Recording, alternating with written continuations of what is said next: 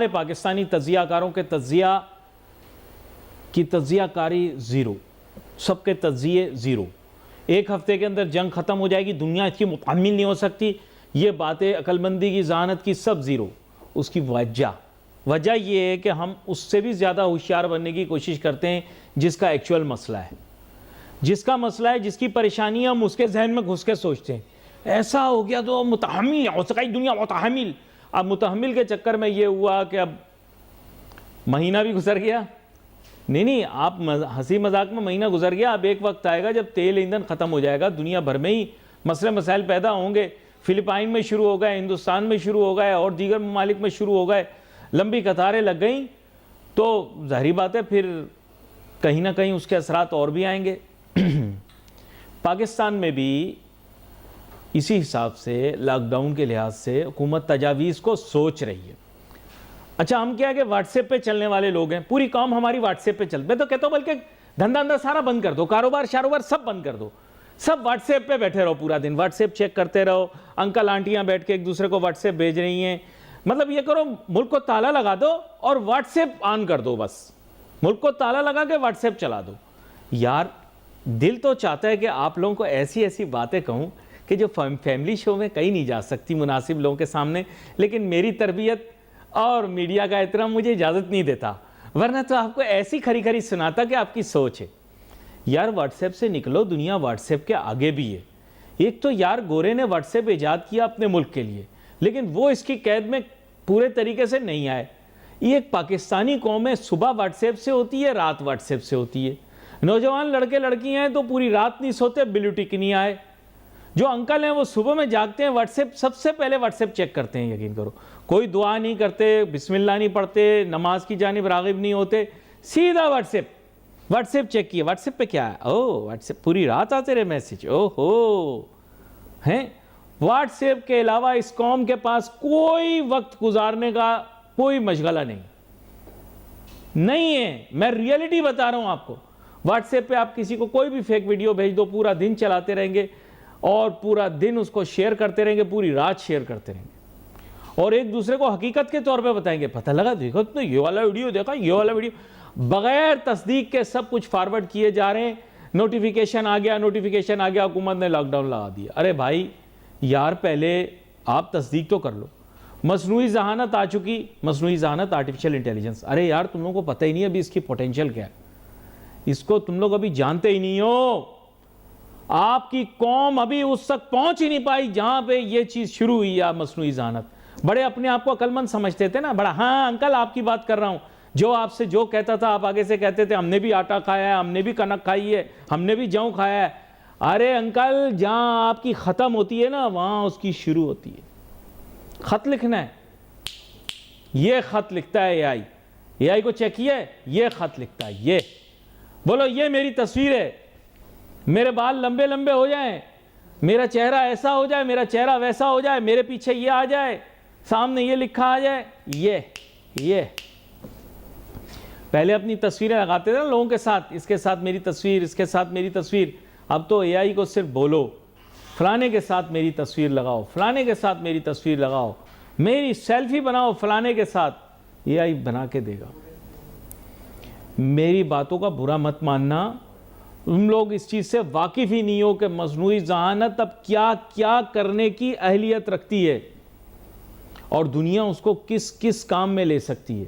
ایک دن اچانک آپ کی آنکھیں کھلیں گی اور مصنوعی ذہانت آپ کی ذہانت پہ غالب آ چکی ہوگی اور آپ بیٹھے تالیاں بجائیں گے کہ یہ ہمارے ساتھ کیا ہوا.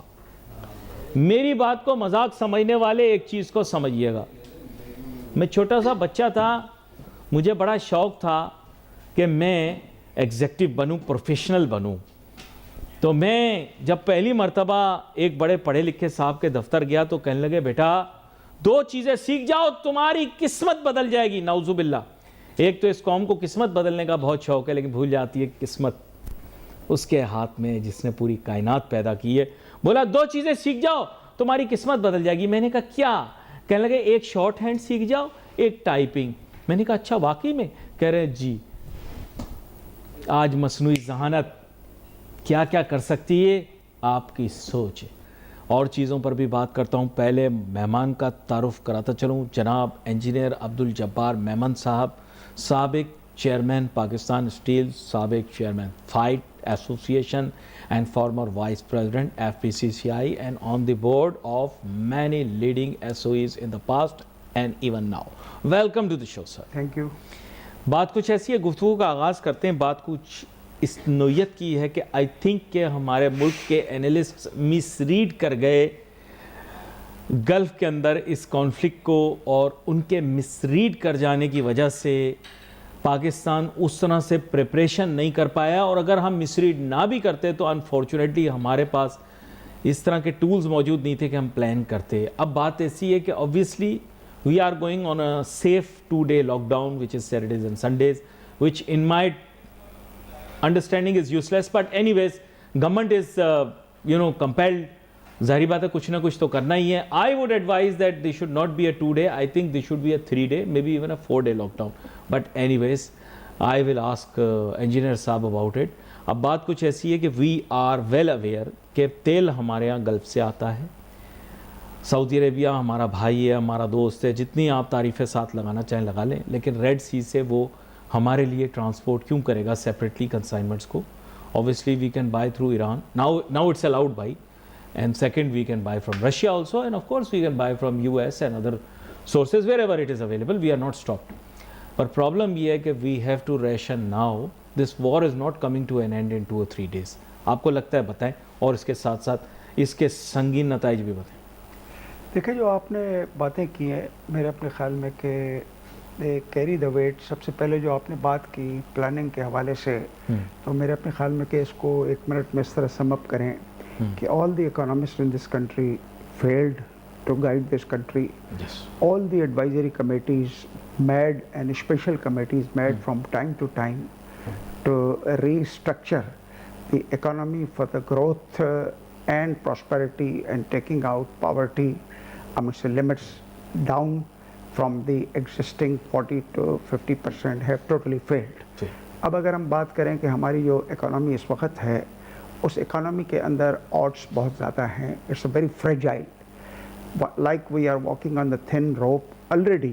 یعنی اگر یہ کانفلکٹ نہ ہوتا تب بھی ہم still we were marching towards stabilisation, یا اسٹیبلائزیشن کہیں یا اس کو ریوائول کہیں, but let me be very cautious کہ میں اس کو اسٹیبلائزیشن کہوں یا ٹورڈس ریوائول کہوں. لیٹ سے کہ a possible you see partly revival, کیونکہ جو بھی میٹرکس اکانومی کے ڈیولپمنٹ کے تھے میرے اپنے خیال میں کہ ان میں ڈپلیکیشن, ٹرپلیکیشن, کوانٹیپلیکیشن اور ایک یونیفارم ڈیسیشن میکنگ جو ہے وہ نہیں رہی, جس کی وجہ سے جو ہے میرا خیال ہے کہ اکانومی کے اگر index numbers from any angle اگر آپ دیکھیں گے پاکستان کے بہت ہی زیادہ خراب ہیں.